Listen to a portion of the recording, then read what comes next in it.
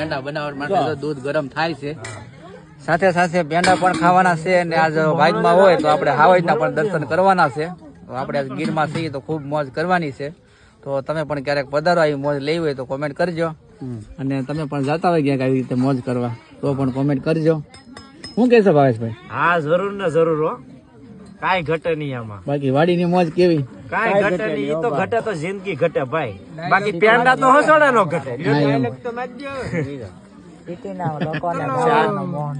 ટાઈટે બહુ છે પણ આમ વાંધો નહીં, પેંડા પેંડા બની જાહે ને આપણે તાપણું થઈ ગયું છે.